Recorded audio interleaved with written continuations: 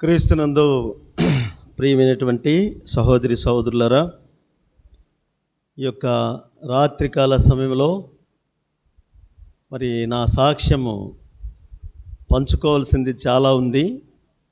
నేను అవుట్లైన్స్గా సమయాన్ని బట్టి నేను సంక్షిప్తపరుస్తా.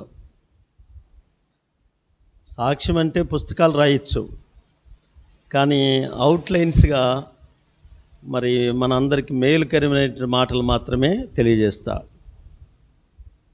ముందు ఏ మాట ద్వారా నేను రక్షించబడ్డానో ఆ మాట చదువుకుందాం. యోహాను సువార్త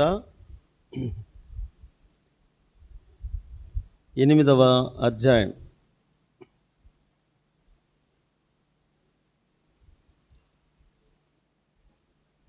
యోహాను సువార్త 8వ అధ్యాయం 46వ వచనం అందరము కలిసి చదువుకుందాం. 8:46 యోహాను సువార్త 8:46 చదువుకుందామండి. హలో. నాయందు పాపమున్నదని మీలో ఎవడు స్థాపించునో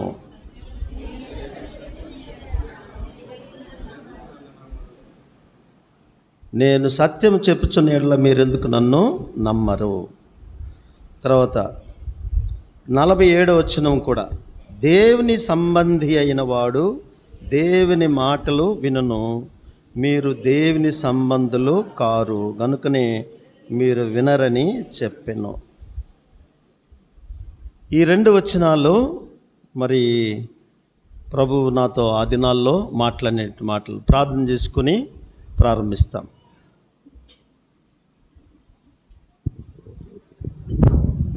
ప్రేంగల ప్రభువు తండ్రి, జీవములుంటున్న దేవా, ఈ రాత్రికాల సమయంలో బాపట్లలో యెరూషలేం ప్రార్థనా మందిరంలో నా సాక్ష్యాన్ని పంచుకొనుటకు మీ దాసుని యొక్క రిక్వెస్ట్ మేరకు మీరిచ్చినటువంటి కృప కోసం వందనములు. ఈ సాక్ష్యం ద్వారా అనేక మంది మేలు పొందాలని నీ యొక్క ఆశ. ప్రభువా, అనేక పర్యాయాలు స్వలాభాపేక్షతో, సొంత కోరికలతో, లెక్కలేనితనంతో, గర్వముతో, అహంకారంతో, ఇష్టానుసారముగా ప్రవర్తించినటువంటి నా తీరు పద్ధతి చూసినప్పుడు రక్షణకు కూడా నోచుకున్నటువంటి నా జీవితాన్ని మీరు శ్రేష్టమైనటువంటి మార్గంలోనికి నడిపించాలని నీ అనాది సంకల్పమైనందుకే నేను స్తుతిస్తూ గణపరుస్తూ ఉంటున్నాం. నేను ఏనాడో మట్టి పాలు కావాల్సింది, మన్ను నిన్ను స్తుతించునా అన్నటువంటి మాటను జ్ఞాపకం చేసుకున్నప్పుడు కన్నీరు రాకపోదు. సజీవులే కదా నిన్ను ఘనపరిచేది, ఆరాధించేది, స్తుతించేది, సేవ చేసేది. కనుక ప్రభువా, అలాంటి సజీవుల లెక్కలో చేసి నన్ను ప్రభువా ఈనాడు నీ ప్రజల మధ్య నిలబడినందుకే నేను స్తుతిస్తూ ఉంటున్నాను. ఒకప్పుడు నీకు దూరస్తును, నిన్ను ఆయాసపెట్టినటువంటి వ్యక్తిని, నిన్ను విసిగించినటువంటి వ్యక్తిని, నా పాపముల చేత, నా అతిక్రమముల చేత నిన్ను తృణీకరించినటువంటి వ్యక్తిని, అలాంటి నన్ను శిక్షించక రక్షించి నా దోషములను బట్టి, నా పాపములను బట్టి ప్రతీకారం, ప్రతిఫలం ఇవ్వలేదు, కానీ నీ కరుణ, నీ వాత్సల్యత నా పట్ల చూపెట్టి నీ ప్రేమను విస్తరింపజేసినందుకే నీ స్తుతిస్తూ కనపరుస్తుంటున్నాను. ఈ సాక్ష్యం ద్వారా అనేక మంది మేలు పొందుటకు సహాయం చేదురని, కొద్దిపాటి వాక్యాన్ని కూడా పంచుకోవాలని ఆశ కలిగి ఉన్నాను. కనుక ప్రభువా, సహాయం చేదురని యేసుక్రీస్తు అతి పరిశుద్ధమైన నామమున స్తుతించి ప్రార్థించి మీకే సమర్పించుకుంటున్నా తండ్రి, ఆమేన్.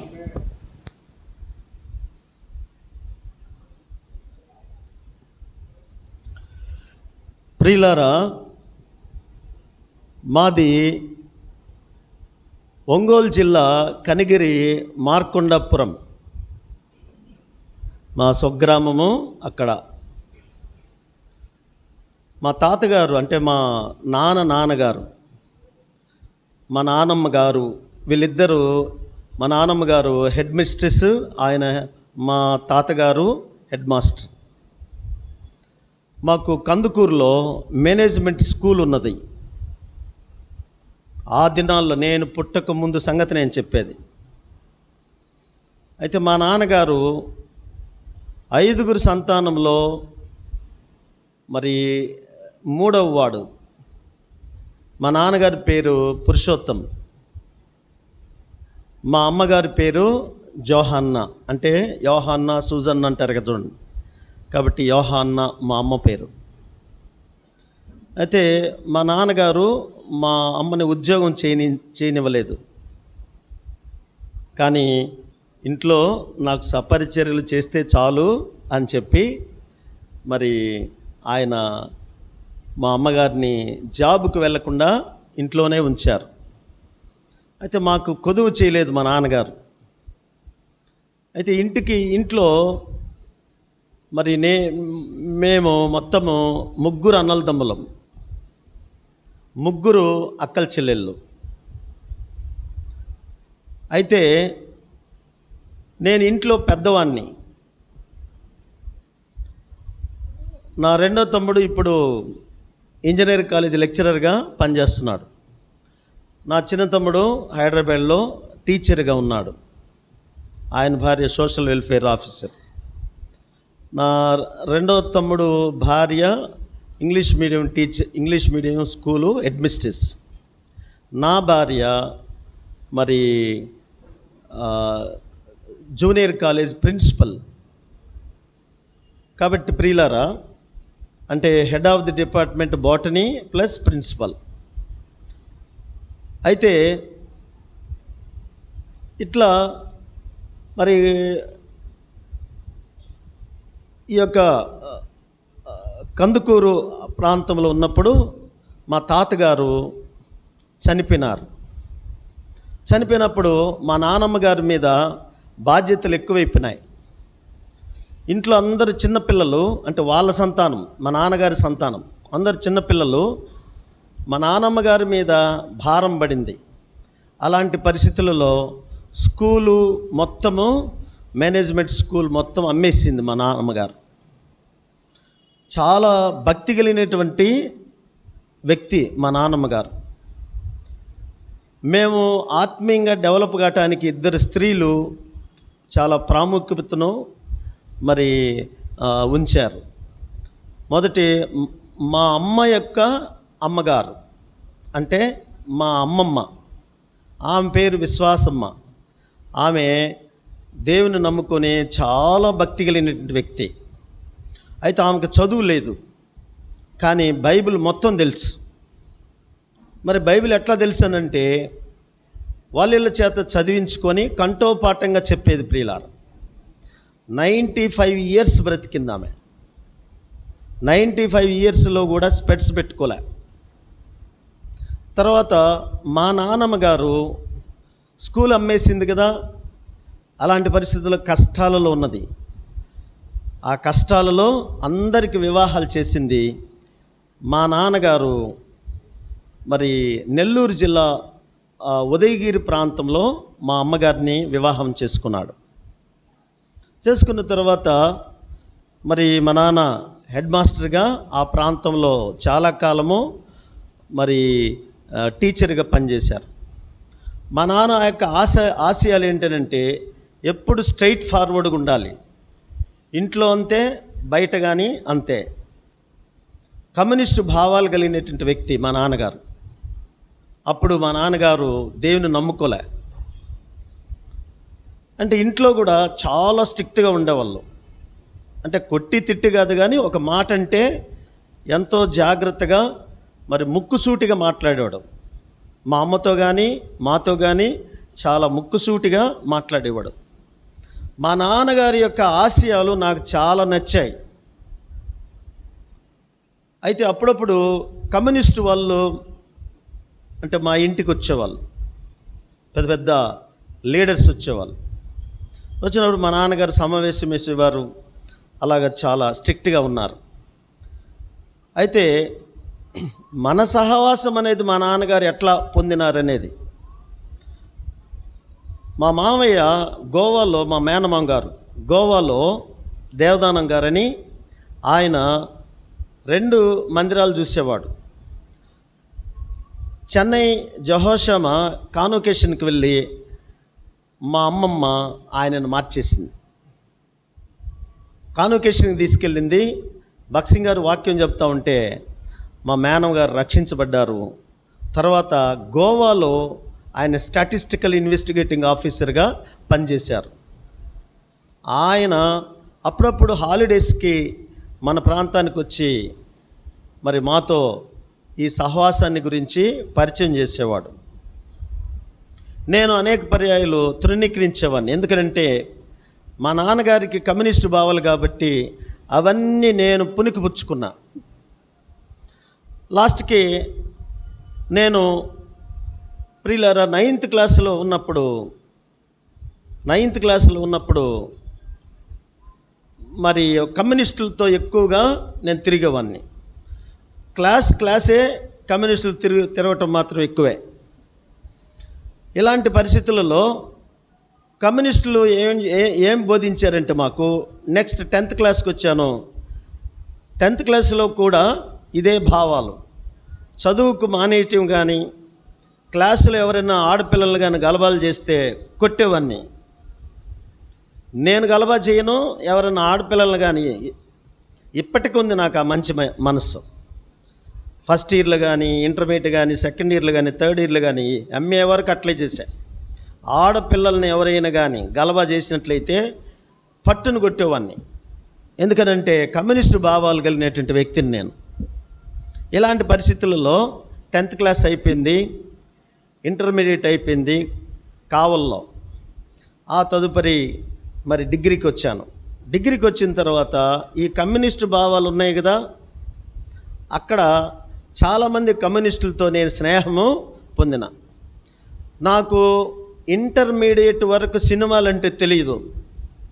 ఎందుకనంటే అవి చాలా అసహ్యమైనవని, ఒక స్త్రీ పురుషులు డ్యాన్స్ చేస్తుంటే నేను చూసేవాడిని కాదు.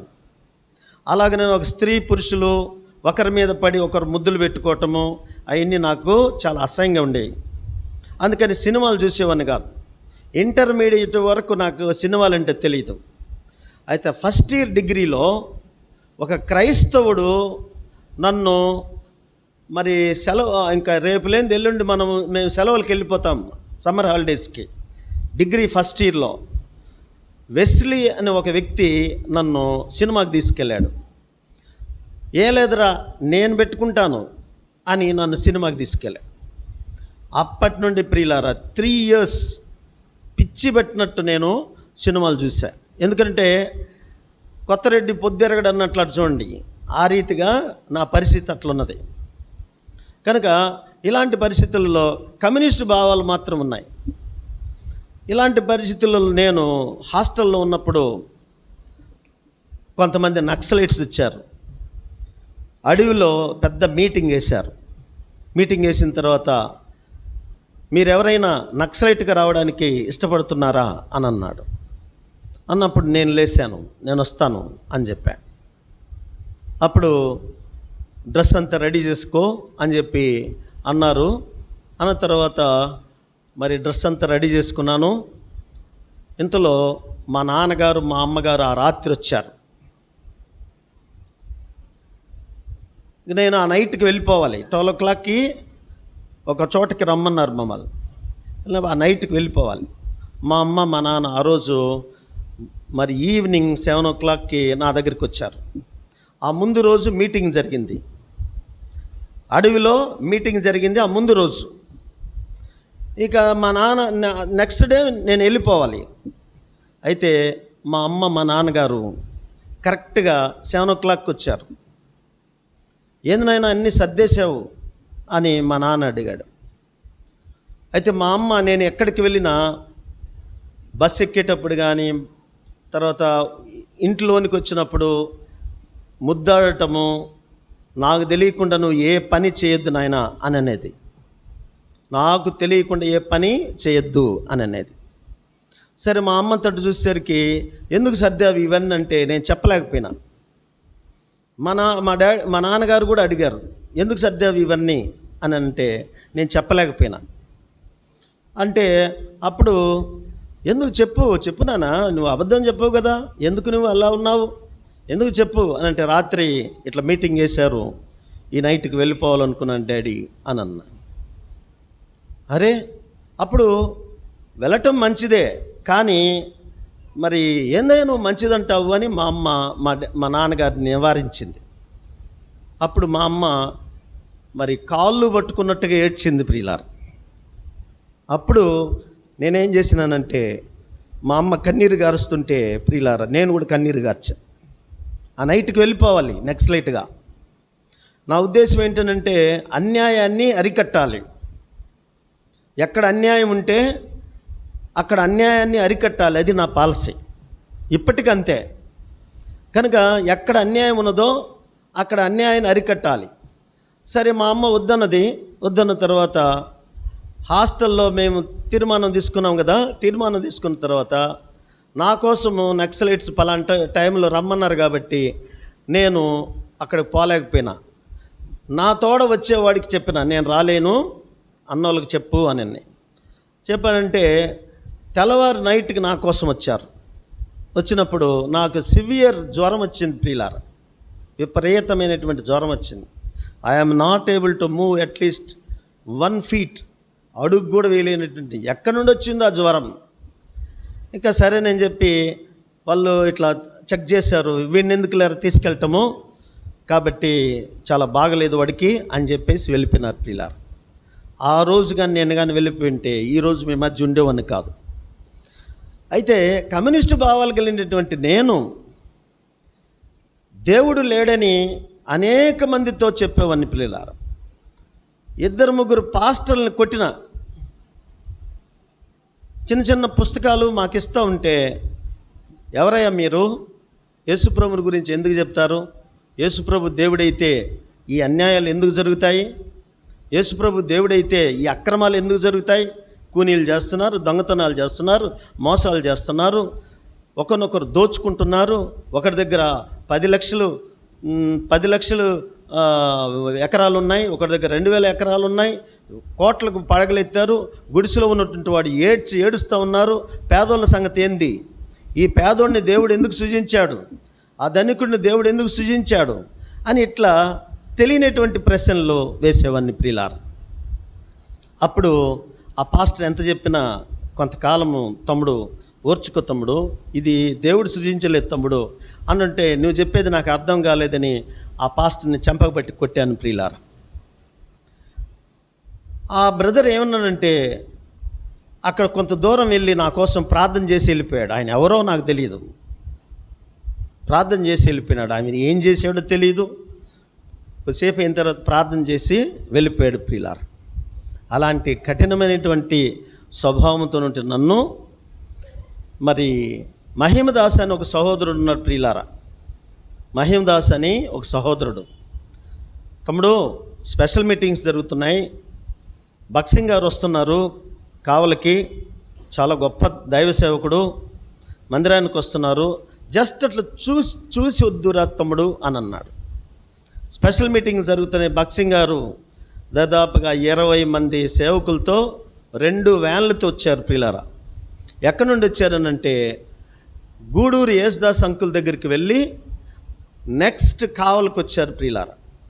అప్పుడు కావల్లో ఆనందరావు అన్న సేవకుడుగా ఉన్నాడు. కడప ఆయనది, కడప దగ్గర వేంపల్ల ఆయన సొంతూరు. చదువు లేదు, చాలా స్ట్రిక్ట్ గాడ్ సర్వెంట్, అన్నకు కూడా తెలుసు కాబట్టి చాలా స్ట్రిక్ట్ గాడ్ సర్వెంట్. అలాంటి పరిస్థితుల్లో బక్సింగ్ గారు వచ్చారు. ఇక పైనుండి క్రింద వరకు ఆయన ఏం చెప్తున్నాడు నాకు తెలియట్లే. ఆయన ముఖమే చూస్తున్నాను కానీ నాకేం అర్థం కాలే. నేను కూర్చున్నది ఎక్కడనంటే, జనాలు క్రిక్కిరిసినట్టు వచ్చారు మందిరానికి. ఎక్కడో గేట్ దగ్గర 2 స్టెప్స్ ఉంటే ఆ స్టెప్స్ దగ్గర కూర్చొని దరిదాపు 1.5 గంట అంకుల్ బోధించారు ప్రియులారా. ఇదేదో చాలా పద్ధతిగా ఉంది, ఈయన ఎవరు పెద్ద ఆయన ఉన్నట్టున్నాడే అని అనుకొని అట్లే వెళ్ళాను, కానీ నాలో ఏ మార్పు జరగలే. సరే, మరలా వెళ్ళిన తర్వాత కమ్యూనిస్టులు నన్ను వెంటాడుతూ వచ్చారు. అయితే నేను సినిమాలు మానేసేసా. ఎప్పుడు నక్సలిజం పోతామనుకున్నప్పుడు, మా అమ్మ వద్దన్నప్పుడు నేను ఇక సినిమాలు మానేశాను. నేను చూసింది 3 సంవత్సరాలే నేను సినిమా చూసింది నా లైఫ్లో. 3 years సినిమాలు చూసా. అలాంటి పరిస్థితులలో ప్రియులారా, దేవుడు లేడు అని మరలా ప్రకటించడం మొదలుపెట్టా. పెద్ద పెద్ద మీటింగ్స్ వేసేవాడిని. ఆ మీటింగ్స్లో దేవుడు లేడని ప్రకటించేవాడిని. కొంతమంది మందిరానికి పోయేవాళ్ళు, అన్న అట్లా చెప్పకూడదన్నా అంటే వాళ్ళను కూడా కొట్టడానికి వెళ్ళేవాడిని. అన్న దేవుడు లేడు అని పెద్ద పెద్ద మీటింగ్స్ వేసేవాడిని. ఇది ఎట్లా అది ఎట్లా అని వాదించేవాడిని. ఇంతలో ఒక తమ్ముడు నాకు క్రొత్త నిబంధన ఇచ్చాడు ప్రియులారా. అయినా ఎంతో భారంతో ఇచ్చాడు, ప్రేమతో ఇచ్చాడు. ఇది ఏంటి అని చెప్పి చదువుతూ ఉంటుండగా ఇప్పుడు మనం చదువుకున్నటువంటి మాటలు కరెక్ట్గా అక్కడికి వచ్చేసరికి ఆగిపోయినా. నేను ఎందుకు చదువుతున్నానంటే యేసు ప్రభువుని నమ్మటానికి చదవలే, బైబిల్ని చించేయడానికి నేను చదువుతున్నా. అంతా అంటే బైబిల్ని విమర్శించి అనేక మందిని కూడా, క్రైస్తవులను కూడా ఇటు మార్చి లాస్ట్ కమ్యూనిస్టులుగా చేయాలని నా యొక్క ఉద్దేశం. ఇలాంటి పరిస్థితులలో మనం చదువుకున్నటువంటి ఈ వచనం నాలో అంటే యేసు ప్రభువులో తప్పుపట్టుకొని అందరికీ చెప్పి నేను నా జీవితాన్ని నష్టపరుచుకోవాలనుకున్నటువంటి దినాల్లో నేను బైబిల్ చదువుతూ ఉంటుండగా ఈ వచనము నన్ను మార్చింది ప్రియులారా. నా యందు పాపమున్నదని మీలో ఎవడు స్థాపించును. అరే బాగుందే ఈ వచనము. ఇంకా ఏముందో చదువుతుంటే, నేను సత్యం చెప్పుచున్న ఎడల మీరెందుకు నన్ను నమ్మరు? నేను సత్యం చెప్తుంటే మీరు ఎందుకు నన్ను నమ్మరు? అలాగే నేను కిందుంది, దేవుని సంబంధి అయిన వాడు దేవుని మాటలు వినును. దేవుని సంబంధం అంటూ నేను ఇప్పుడు ఎవరి సంబంధిని అని ఇట్లా ప్రశ్న వచ్చింది. అలాగనే మీరు దేవుని సంబంధులు కారు గనుకనే మీరు వినరు అని అన్నా. మరి ఇదేంటి, నేను దేవుని సంబంధిని కాదంట, నాలో పాపమున్నదని ఎవడు స్థాపించిన అంటున్నాడే, ఎవరైనా అంటున్నాగానే ప్రియులారా, నేను ఎక్కడికైతే ఏ మందిరానికైతే వెళ్ళానో ఆ మందిరానికి అక్కడ ఉన్నటువంటి సేవకుడు ఆనందరావు అన్న దగ్గరికి వెళ్ళి, అన్నా దీని అర్థం ఏందో చెప్తారా అని అన్నాడు. ప్రభు నీతో మాట్లాడినాడు, తమ్ముడు నువ్వు కమ్యూనిస్టుగా ఎందుకుంటావు, దేవుని నమ్ముకో, దేవుని నమ్ముకుంటే నువ్వు ఆశీర్వదించబడతావు అని అన్నాడు. దేవుని నమ్ముకుంటే ఆశీర్వదించబడతానా, అది ఎట్లా బ్రదర్ అని అన్నా. మందిరానికి వస్తావు అంటే అంటే వాక్యం తెలుస్తుందయ్యా నీకు అని అన్నాడు. సరేనని మహిమదాస్ బ్రదరు ఎప్పుడైతే నేను అక్కడికి వెళ్ళానో కంటిన్యూస్గా నన్ను అక్కడికి తీసుకెళ్ళడము మొదలుపెట్టాడు ప్రియులారా. అప్పుడు నేను బైబిల్ని మోకాళ్ళ మీద చదవటం స్టార్ట్ చేశా. అయితే రక్షణ లేదు. అయితే ఇలాంటి పరిస్థితుల్లో నేను ఎప్పుడైతే సినిమాలు చూశానో డిగ్రీలో మార్కులు తగ్గాయి. 10th క్లాస్ ఫస్ట్ క్లాస్ వచ్చాను, ఇంటర్మీడియట్ ఫస్ట్ క్లాస్ వచ్చాను, అన్నీ ఫస్ట్ క్లాసులు వచ్చాయి, కానీ డిగ్రీలో మార్క్స్ తగ్గాయి. ఎందుకు నేను ఎక్కడికి అంటే సినిమాలు చూశాను ఎక్కువ ప్రియులారా. టైం అంతా వృధా చేశా. నా టైం అంతా సినిమాలకు తగలగట్టాను. బుర్ర ఉంది కానీ చదవలే, నిర్లక్ష్యం చేశా. ఎందుకు? వెస్లీ అనే స్నేహితుడు నన్ను సినిమాలకి తీసుకెళ్ళినటువంటి కారణం చేత నా లైఫ్ అట్లా చేంజ్ అయిపోయింది. అలాంటి పరిస్థితులలో మరి ఇక సినిమాలు మానేసేసా. డిగ్రీ అయిపోయింది. డిగ్రీ అయిపోయిన తర్వాత నెక్స్ట్ ఎంఏకి వెళ్ళాల్సి వచ్చింది. 3 యూనివర్సిటీలు నేను ఎంట్రన్స్ రాశా. ఆంధ్ర యూనివర్సిటీ రాశాను, అక్కడొచ్చింది. తర్వాత తిరుపతి ఎస్వి యూనివర్సిటీ రాశాను, అక్కడొచ్చింది. తర్వాత అనంతపూర్ శ్రీకృష్ణదేవర యూనివర్సిటీ వచ్చింది, అక్కడ మరి క్రొత్తగా యూనివర్సిటీ పెట్టారు. ఆ దినాలు మాది సెకండ్ బ్యాచ్, ఫస్ట్ బ్యాచ్ అయిపోయింది, నెక్స్ట్ సెకండ్ బ్యాచ్. అందుకని ఆంధ్ర యూనివర్సిటీ కొంతమంది స్నేహితులు ఏమన్నారనంటే, అరే ఆంధ్ర యూనివర్సిటీ చాలా ఓల్డ్ది, అది అక్కడికి ఎందుకు లేరా, మనకు చాలా దూరము అని అన్నాడు. ఎస్వి యూనివర్సిటీ అంటే అక్కడ సైతాన్ ఉంటుందిరా, అక్కడ వద్దులేరా అని అన్నాడు. మరి అది బాగుంది కదా, మరి కొత్తగా పెట్టిన యూనివర్సిటీకి వెళ్తే అక్కడ బాగుంటుందిరా అని అన్నారు. అయితే నేను దేవుని నమ్ముకోలేదు, కానీ దొంగ ప్రార్థన చేసేవాడిని. ఎలాంటి ప్రార్థన చేసేవాడిని అంటే అబద్ధాలు చెబుతూ ప్రార్థన చేసేవాడిని. ఇతరులతో అబద్ధాలు చెబుతూ ప్రార్థన చేసేవాడిని. నాకు అబద్ధాలు అనేవి డిగ్రీకి వచ్చిన తర్వాత వచ్చాయి ప్రియులారా. డిగ్రీకి ఫైనల్ ఇయర్లో అబద్ధాలు చెప్పటము, తర్వాత దేవుని మందిరానికి వెళ్తుండేసరికి నాకు అంత కమ్యూనిస్టు భావాలు పోయి కొన్ని అబద్ధాలు చెప్పను మొదలుపెట్టా. మందిరానికి ఏమి వెళ్తున్నా కానీ మార్పు లేదు ప్రియులారా. అయితే నేను ఆ ప్రార్థన దేవుడు విన్నాడు. అప్పుడు నాకు రక్షణ లేదు. ఏమని ప్రార్థన చేసిండు, ప్రభువా మరి నేను అనంతపూర్ వెళ్తున్నాను, అక్కడ నాకు ఎవరైనా రూమ్మేట్ క్రైస్తవుడు కానీ కనబడితే నేను అక్కడ ఉంటా, లేకపోతే ఆంధ్ర యూనివర్సిటీలో కానీ ఎస్ యూనివర్సిటీలో కానీ జాయిన్ అవుతా అన్నాను. అంటే ఫస్ట్ లిస్ట్లో ఇక్కడ వచ్చింది కాబట్టి నెక్స్ట్ అక్కడ టైం ఉందన్నమాట చేరడానికి. ఇక్కడ కూడా టైం ఉంది, అందుకని ఫస్ట్ లిస్ట్లో అక్కడ వచ్చింది కాబట్టి నేను ఎంఏ ఇంగ్లీష్లో అక్కడ మరి జాయిన్ అయినా. ఎందుకనంటే నేను ఇంటర్వ్యూలు పిలుస్తున్నారు, ఒక్కొక్కరిని పిలుస్తూ ఉంటే మా సీనియర్ ఒక ఆయన కాజీపేట సేవకుడు కొడుకు కృపాకర్ అన్న ఉండేవాడు. ఆయన అక్కడే ఉన్నాడు. ఉండి తమ్ముడు నువ్వు క్రిస్టియనా అని అన్నాడు. అవునన్నా క్రిస్టియన్. మరి అట్లయితే క్రిస్టియన్ అయితే నా రూమ్లో ఉండు తమ్ముడు అని అన్నాడు. చూసారు నేనేమని ప్రార్థన చేశా, ఒక క్రిస్టియన్ కానీ నాకు ఫ్రెండ్ కానీ అయితే నేను వెళ్తాను. దేవుడు చూడండి ఎట్లా సాయం చేశాడు ప్రియులారా. అప్పుడు ఆ అన్న నేరుగా ఇప్పుడున్నటువంటి జహోషామం ప్రేయర్ హౌస్ ఉంది అనంతపూర్లో. అప్పుడు విక్టర్ అన్న, ఇమ్మానుయేల్ అన్న వాళ్ళకి వివాహాలు కాలే. హెమీలు సేవకులు ప్రియుల చాలా స్ట్రిక్ట్ గాడ్ సర్వెంట్స్. అక్కడ పాటలు కానీ అక్కడ సెటప్ గెటప్ క్రమం కానీ అంతా మమ్మల్ని ఆకర్షించింది ప్రియులారు. ఎప్పుడైతే ఫస్ట్ ఇయర్లో ఉన్నప్పుడు ఒక 3 months వెళ్ళానో నేను ఆకర్షితున్నైనా. మొట్టమొదట అక్కడున్న క్రమాన్ని బట్టి ఆకర్షితున్నైనా. అక్కడున్నటువంటి పాటలు అవన్నీ పద్ధతి తీరు అదంతా. అయితే విక్టన్న అందరినీ ఇష్టపడేవాడు కాదు, నన్ను ఎక్కువగా ఇష్టపడేవాడు. ఎందుకనంటే ఆయన ఎందుకో మరి నా దగ్గర వచ్చి భోంచేసేవాడు. ఇంట్లో స్పెషల్గా ఆయనకి తయారు చేసేవాళ్ళు సేవకులు. అన్న మేము స్టూడెంట్స్ కదా, మేము సాంబార్ ఏదో తిని వెళ్తాం లేనా, మీకు స్పెషల్గా తయారు చేశారు, నా ప్రక్కన ఎందుకు కూర్చుంటారని అంటే, లేదు బిడ్డ నీ ప్రక్కనే కూర్చుంటా, నాకొద్దు ఆశీర్వాదము అని అన్నవారు. అట్లా దరిదాపుగా 3 నెలలు విక్టర్న నా ప్రక్కనే కూర్చొని తిన్నాడు ప్రియులారు.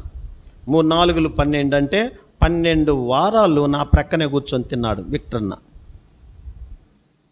అప్పుడు భుజం మీద చేసి ఎన్నో విషయాలు, ఆత్మీయమైన విషయాలు చెప్పేవాడు. అయితే నేను అన్నను కూడా మోసం చేసేవాడిని.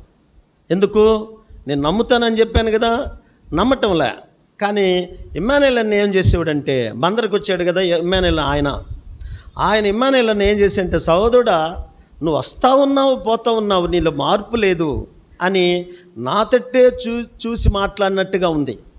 ఎన్నిసార్లు వర్తమానం చెప్పిన, సహోదరుడా నువ్వు దేవుణ్ణి మోసం చేస్తున్నావు, మమ్మల్ని కాదు, వస్తూ ఉన్నావు పోతూ ఉన్నావు కానీ మంచివాళ్ళలాగా ప్రవర్తిస్తున్నావు, కానీ నీలో మార్పు లేదు సహోదరుడా అని అన్నా. నన్నే కదా మాట్లాడేది, ప్రభు నాతో మాట్లాడుతున్నాడు కదా అని అనుకున్నా. అప్పుడు ప్రియులారా మరి ఫస్ట్ ఇయర్ అంతా అయిపోయింది. అంటే దరిదాపుగా 10 నెలలు మరి ఇట్లనే గడిపేశా. ఫస్ట్ ఇయర్ అంతా అయిపోయింది. ఫస్ట్ ఇయర్ అంతా అయిపోయిన తర్వాత ఎంఏ ఫస్ట్ ఇయర్ అంతా అయిపోయిన తర్వాత ఇప్పుడు నా రూమ్మేట్ అన్నని చెప్పి కాజీపేట సేవకుడు కుమారుడు చెప్పాను కదా, బ్రదర్ పేరు కృపాకర్ ఆయన పేరు కృపాకర్ అన్న, తమ్ముడు నా కోర్స్ అయిపోతూ ఉంది, మరి యూనివర్సిటీలో మినిస్ట్రీ స్టార్ట్ చేద్దాము అని చెప్పేసి ఆ అన్న వెళ్ళేటప్పుడు మా రూమ్లోనే మినిస్ట్రీ స్టార్ట్ చేశాం.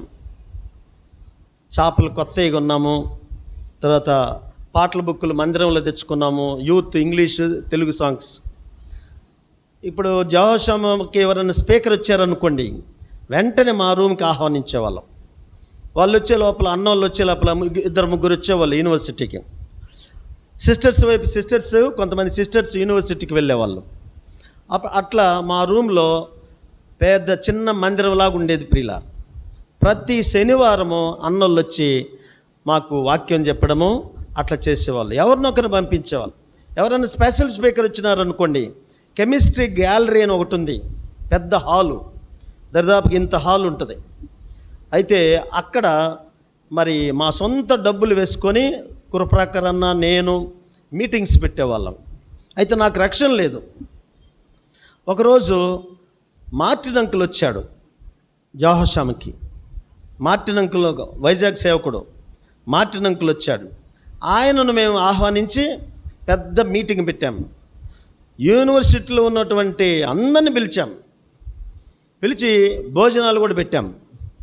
భోజనాలు పెట్టిన తర్వాత అంకుల్ ఆ రోజు ఆల్టర్ కాల్ ఇచ్చాడు. ఆ ఆల్టర్ కాల్లో నేను కూడా చేయెత్తా. అద్భుతమైనటువంటి వర్తమానం ఇచ్చాడు అంకుల్. ఆ వర్తమానము మరి ఇప్పటికీ మర్చిపోలేనటువంటిది ప్రియులార్. అది తప్పిపోయిన కుమారుని గురించే ఇచ్చాడు. కాబట్టి నేను కూడా తప్పిపోయిన కుమారులు ఒక్కళ్ళు కదా అనుకొని ఆ రోజు చెయ్యెత్తాను ప్రియులార్. చెయ్యెత్తి ఇంకా అప్పటి నుండి బైబిల్ ఎక్కువగా చదవడం. ఇప్పుడు కృపాకర్ అన్న సీనియర్గా వెళ్ళిపోయిన తర్వాత నేను యూనివర్సిటీ పరిచర్య కంటిన్యూ చేశా. అప్పుడు విక్టర్న సువార్తకు తీసుకెళ్ళేవాడు. సంఘమంతా సువార్తకి వెళ్ళినప్పుడు కానీ, మందిరంలో ఏదన్నా వడ్డించటం విషయంలో కానీ, మందిరంలో చాపలేసేయటం కానీ, బాత్రూములు కడిగే విషయంలో కానీ, ఈ టాయిలెట్స్ కడిగే విషయంలో, వాష్రూమ్స్ కడిగే విషయంలో కానీ ఏ పని చెబితే విక్టర్న ఆ పని చేసేవాడిని. చెప్పుల స్టాండ్ దగ్గర పెట్టేవాడు. ఒక్కోసారి చెప్పుల స్టాండ్ దగ్గర ఉండేవాడిని. అట్లా విక్టర్న చాలా ప్రేమించాడు నన్ను. తన కుమారుని కూడా అట్లా చూడరేమో అట్లా చూసేవాడు. ఆయన యొక్క ప్రేమకు నేను ముగ్ధుడిని అయిపోయినా. ఆ సేవకుని యొక్క ప్రేమకు నేను ఆకర్షితుడిని అయిపోయినా. ఎప్పుడైతే బాగా చూశాడో ప్రియులారా, నేను ఇంటి దగ్గరకు మళ్ళీ మందిరానికి వచ్చి మందిరం నుండి ఇంటికి వెళ్తాను. యూనివర్సిటీ బస్సులు ఉండేవి. Night 11 o'clock last bus. ఆ బస్సుకి నేను ఒక్కనే వెళ్ళి వచ్చేవాడిని. కొంతమందిని అట్లా దాదాపుగా 15 మందిని యూనివర్సిటీలో మార్చిన.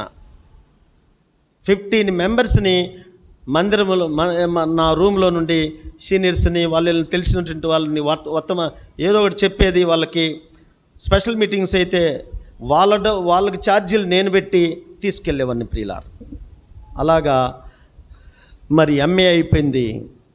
ఎంఏ అయిపోయిన తర్వాత ఇప్పుడు ఎంఫిల్లో జాయిన్ కావాల్సి వచ్చింది. ఎంఫిల్లో జాయిన్ కావటానికి ఒక ఆయన కుమారస్వామిరాజు అని ఒక ఆయన ఉన్నాడు, మా ప్రొఫెసర్. వసంతరావు, నేను నీకు గైడ్గా ఉంటా, నీవు బైబిల్ మీద నీవు డెసర్టేషన్ రాయ్యా అని అన్నాడు. ఏ టాపిక్ సార్ అని అన్నాడు. ఏం టాపిక్ ఏంటి సార్ అన్నాడు. Telugu and English Bibles A comparative study. నేను ఆశ్చర్యపోయినా. యాక్చువల్గా బైబిల్ మీద థీసిస్ ఎవరు చేయలేరు యూనివర్సిటీలో. అట్లయితే మంచి టాపిక్ ఇచ్చాడు దేవుడు నాకు అనుకొని, అప్పుడు బైబిల్ని ప్రియులర 1857 సంవత్సరం నుండి ఉన్నటువంటి బైబిల్స్ నా దగ్గర ఉన్నాయి. బెంగళూరుకి వెళ్ళి 2 years నేను అక్కడ జాన్ ఫిల్పోజ్ అని ఒక డైరెక్టర్, ఆయన ఆధ్వర్యంలో ట్రాన్స్లేషన్స్ బాగా, అంటే బైబిల్ని ట్రాన్స్లేషన్ చేయటం, ఎవరెవరైతే ట్రాన్స్లేట్ చేశారో కొన్ని తప్పులు పట్టుకున్నాను ప్రియులారా. బైబిల్ని తర్జుమా చేసేవాళ్ళు ఏమని తర్జుమా చేశారంటే మీకు ఒక్క మాట చెప్తాను చూడండి, ఏమనుకోబాకండి. మోసే గాడు, ఇస్సాక్ గాడు, అబ్రహాం గాడు, గాడు అని ట్రాన్స్లేట్ చేశారు.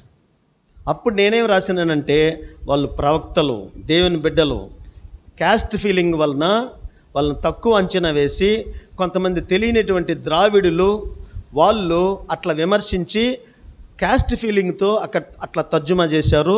వాళ్ళు గాడులు కాదు గార్లు అని నేను ఇంగ్లీష్లో ట్రాన్స్లేషన్ చేశాను. అట్లా ట్రాన్స్లేషన్స్ దాదాపుగా ఆదికాండం నుండి ప్రకటన గ్రంథం వరకు ఉదయం లేస్తే నేను బైబిల్ చదివేవాడిని. దరిదాపుగా 23 సార్లు నేను బైబిల్ చదివినా. 23 times బైబిల్ చదివినా. చదువుతున్నప్పుడు ఎన్నో విషయాలు ఇప్పుడు ఈ బైబిల్ ప్రియులారా మీరు చూస్తే మీకు అర్థం కాదు. ఇలాంటి బైబిల్స్ 8 మార్చిన అంటే ఈ బైబిల్ చూస్తే మీకు అర్థం కాదు. ఒకసారి ఒక ట్రాన్స్లేటరు నా బైబిల్ తీసుకుని, అయ్యా ఇది అర్థం కావట్లే అక్కడ పెట్టండి అని. ఎందుకనంటే అండర్లైన్ చేయనటువంటి అక్షరం కూడా లేదు ప్రియులారా. ప్రకటన ఆది కాండం నుండి ప్రకటన గ్రంథం వరకు అండర్లైన్ చేయనటువంటి అక్షరం కూడా లేదు. అట్లుంటుంది నా బైబిల్. కాబట్టి అట్లా నేను దాదాపుగా 8 బైబిల్స్ మార్చిన. ఇలాంటి పరిస్థితులలో నా కోర్సు కూడా అయిపోవచ్చింది. విక్టర్న దగ్గరికి వెళ్ళాం. 5 సంవత్సరాలు ఉన్నాం కదా యూనివర్సిటీలో. బిడ్డ ఎవరికి అప్పగించావు నీ పని, నీ సేవ అని అన్నాడు. అప్పుడు 2-3 యూనివర్సిటీలు పెట్టి ఇప్పటికీ మేము స్టార్ట్ చేసినటువంటి యూనివర్సిటీలో స్టార్ట్ చేసినటువంటి ఆ పరిచర్య ఇప్పటికీ జరుగుతుంది. మొన్న నేను పులివెందుల స్పెషల్ మీటింగ్స్ వెళ్ళినప్పుడు 3 రోజులున్నా. అక్కడ ఒక అన్న యూనివర్సిటీలో పరిచర్య జరుగుతుంది తమ్ముడు, మీతో స్టార్ట్ అయింది కదా, ఇంకా జరుగుతూనే ఉంది తమ్ముడు అని అన్నాడు. చూసారా, ఆ దినాల్లో ప్రారంభించినటువంటి ఆ యొక్క పరిచర్య ఇప్పటికీ జరుగుతుంది ప్రియులారా.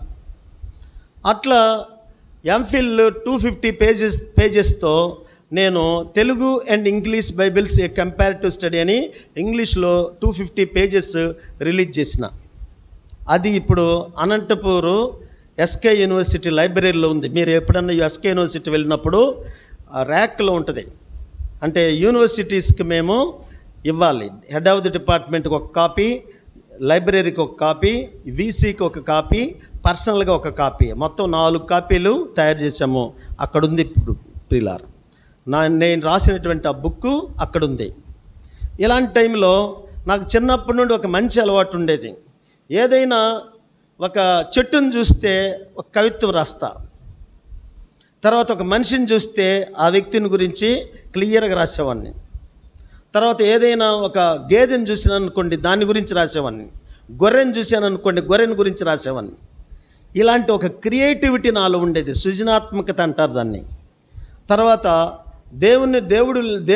దేవుడుగాని ఉంటే నాకు కనబడాలన్నట్టుగా డిగ్రీలో అంటే కమ్యూనిస్ట్గా ఉన్నప్పుడు కొండకు ఒక చాప తీసుకొని వెళ్ళి అడవిలో 1.5 రోజు ప్రార్థన చేశా. దేవుడుగాని ఉంటే నాకు కనబడాలి అన్నట్టుగా 1.5 రోజు అడవిలో ఉండి ప్రార్థన చేశా. ప్రార్థన చేస్తే నాకు ఒక రకమైనటువంటి భయం అనేది తెలియదు. కానీ ఆ అరణ్యంలో అట్లా నేను ప్రార్థన చేస్తూ ఉంటే ఒకటి ఏదో జర అట్లా పోయినట్లుగా ఉన్నది. మరి ఏదన్నా దయ్యం వస్తుందేమని కళ్ళు తెరిచారు. దేవుడి తర్వాత సంగతి, నా పైకి ఏదన్నా పాము వస్తుందో ఏమొస్తుందో అన్న కళ్ళు తెరిచి చూసరికి తొండలు పోతూ ఉన్నాయి ప్రియులారా. పోయేవేంటి తొండలు అంటే ఎక్కడికెక్కడికి. ఒక్కోసారి నదుల దగ్గరికి పోయి అక్కడ నదిని గురించి రాసేవాడిని, ఇంగ్లీష్లో రాసేవాడిని, తెలుగులో రాసేవాడిని. తర్వాత సొంతగా పాటలు రాసి పాడుకుండేవాడిని, నా ఇష్టానుసారంగా పాడేవాడిని. ఒక బిచ్చగాడు కదా పాడుకున్నట్టుగా పాడుకుండేవాడిని. ఎన్నో పాటలు రాశా. అంటే మన బైబిల్కి సంబంధించినవి కాదు, క్రిస్టియన్ సాంగ్స్ కాదు, వేరే సాంగ్స్ రాశా.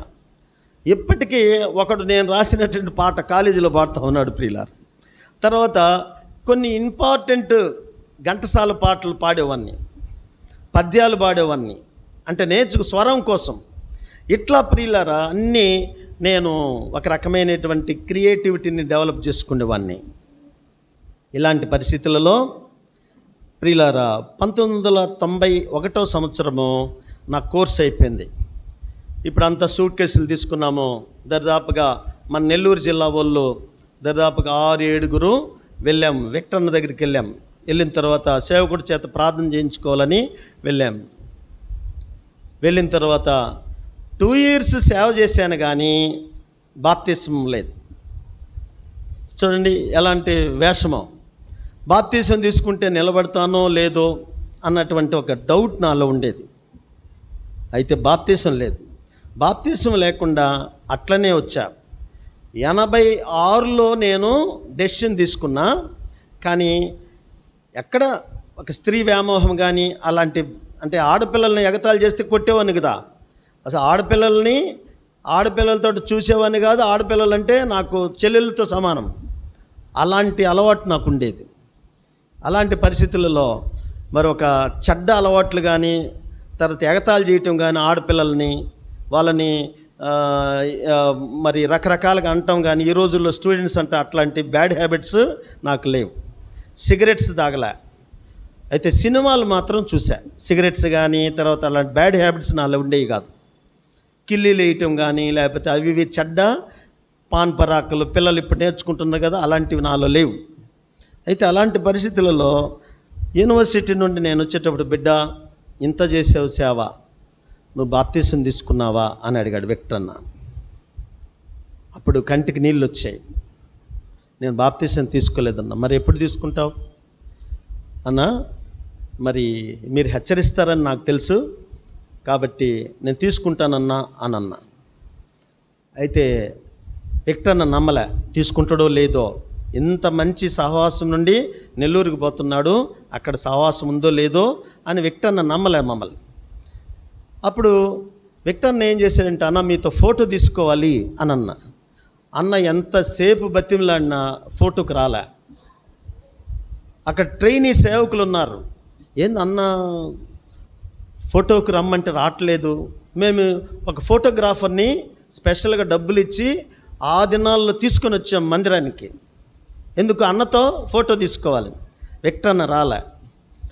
ఏంటి బ్రదర్ రాలేదు అని అక్కడ బ్రదర్ డేవిడ్ అని, ఇప్పుడు మంచి స్పీకర్ ఉన్నాడు బ్రదరు, అక్కడ చిన్న పిల్లోడు, ఎందుకు అంకుల్ రాలేదు అని అంటే, రక్షణ లేని వాళ్ళతో ఫోటో తీసుకోడన్నా అంకుల్ అని అన్నాడు.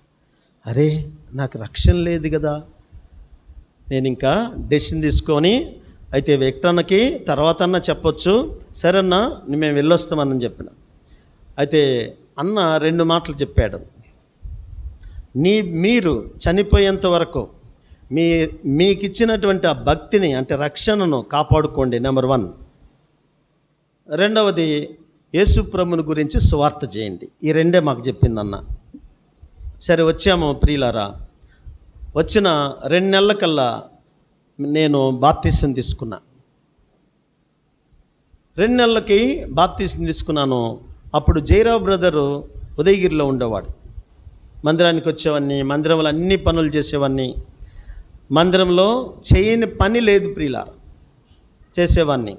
అప్పుడు వసంతరావు మరి వివాహ విషయం ఏంటి అని అన్నాడు. జాబ్ వస్తే చేసుకోవాలని అనుకుంటున్నాను అంకుల్ అని అన్నా. సరే జాబ్ వస్తుందయ్యా, సర్టన్ ఏజ్లో మ్యారేజ్ చేసుకోవాలి అని అన్నాడు. సరే సేవకులు చెప్తాను, నేను సేవకుల మాటకి చాలా విలువిస్తా. సేవకులు అంటే నాకు తండ్రితో సమానం. వాళ్ళు చిన్నోళ్ళు కానీ అమాయకులు కానీ ఎవరైనా కానీ సేవకులు అంటే నాకు చాలా ఇష్టం. అందుకని సేవకుడు చెప్పాడు కదా అని అనుకున్నాను. అప్పటికే నేను ఎంఫిల్ చేసినానని చెప్పి ఎన్నో సంబంధాలు వచ్చినాయి. కానీ నేను బాప్తీసం తీసుకోనకుండా ప్రార్థన చేస్తాను ఉన్నా. నా లైఫ్ కోసం ప్రార్థన చేస్తూ ఉంటే ప్రియులారా, దరిదాపుగా 3.5 సంవత్సరము నా లైఫ్ పార్ట్నర్ కోసము కన్నీటితో ప్రార్థన చేసేవాడిని. 3.5 సంవత్సరం.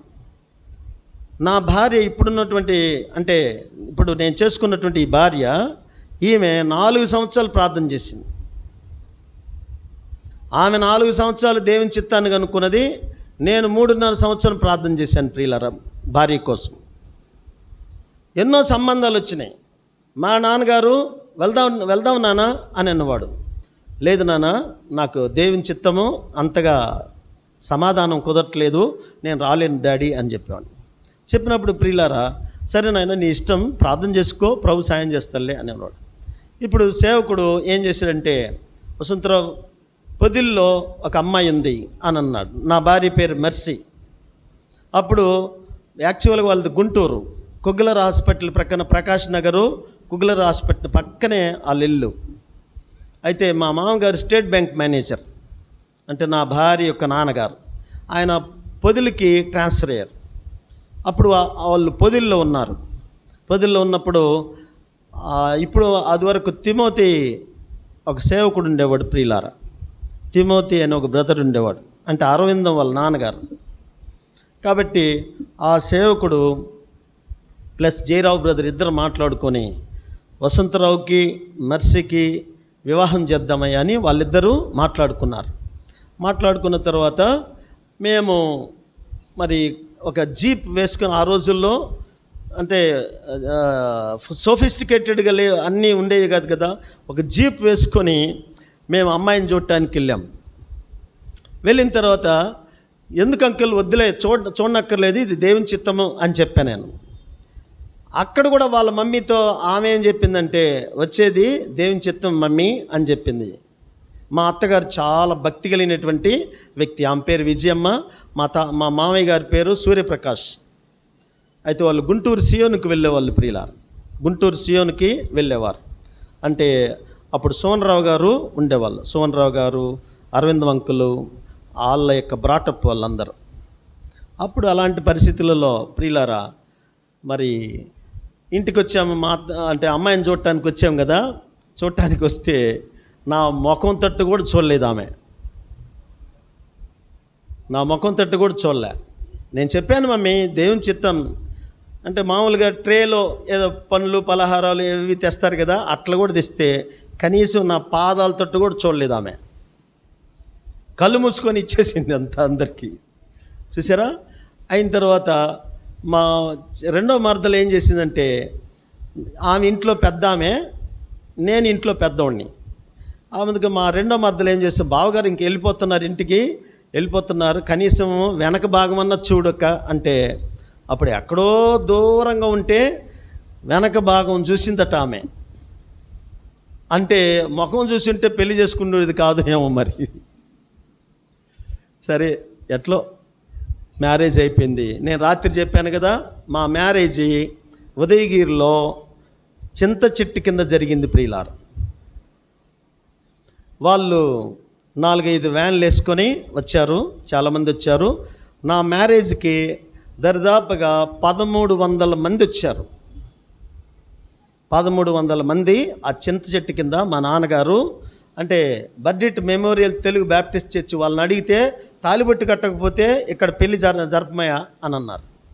అప్పుడు తాలిబొట్టు కట్టకపోయినా పర్లేదని చింత చెట్టు దగ్గర మొత్తం క్లీన్ చేసి, గ్రౌండ్ లాగా క్లీన్ చేసి, మొత్తం శామ్యానలు వేసి, స్టేజ్ అరేంజ్ చేసి, గిద్దలూరు దేవదనమంకులు రమ్మని చెప్పేసి అప్పుడు వివాహం చేశారు ప్రియులారా. వివాహం చేశాం. కానీ ఆమె ఎంఎస్సి బిఈడి ఆమె చేసింది తిరుపతిలో. ఎంఎస్సి బిఈడి తిరుపతిలో ఆశీర్వాదం అని ఒక సేవకుడు ఉండేవాడు. అంటే ఫీనెహాస్ అన్న వాళ్ళ బ్రదర్, వాళ్ళ నాన్నగారు, ఆయన బాప్తీసం ఇచ్చాడు ఆమెకి, తిరుపతిలో ఇచ్చాడు.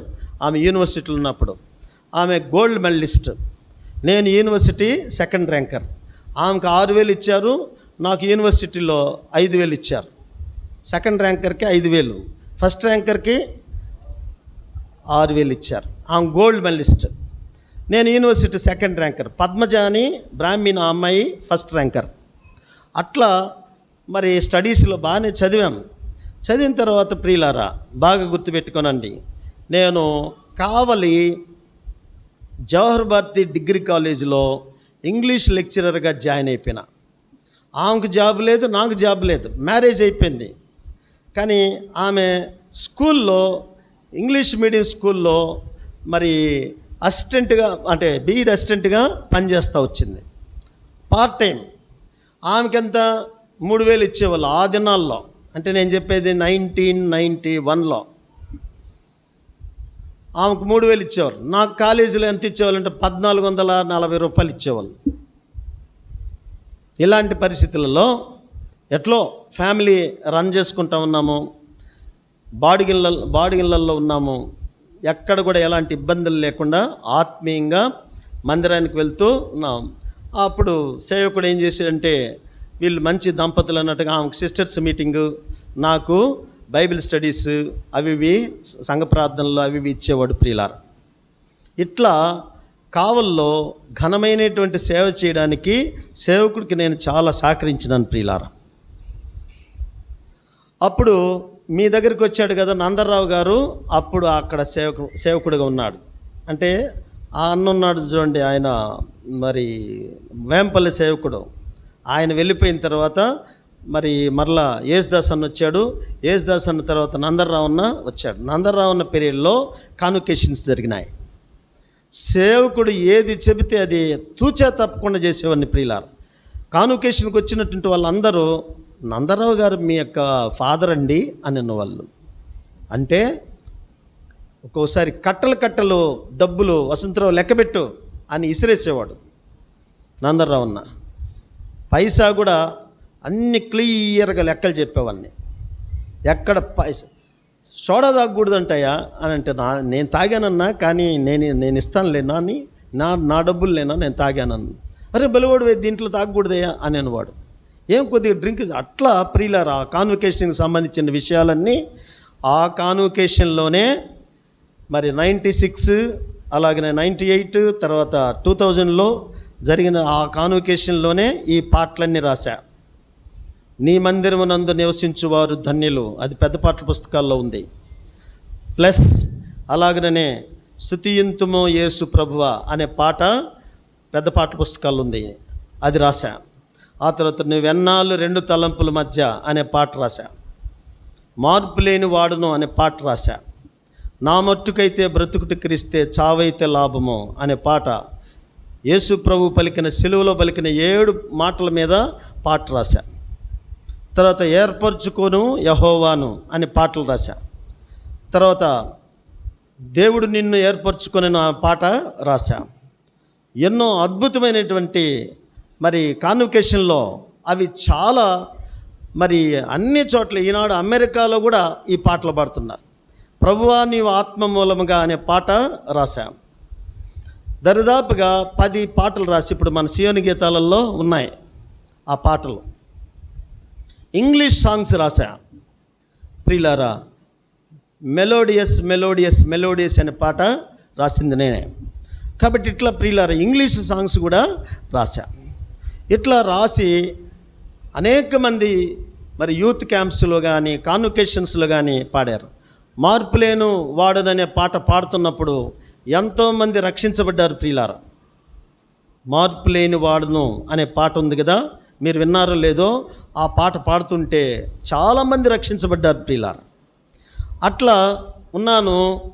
అయితే ఇప్పుడు నాకు ఉద్యోగం లేదు కదా, బాగా గుర్తుపెట్టుకోనండి. 1994లో పెద్ద పరీక్ష వచ్చింది ప్రియులారా. ఎలాంటి పరీక్ష అంటే దేవుడు కావాలా ఉద్యోగం కావాలా అన్నట్లుగా వచ్చింది.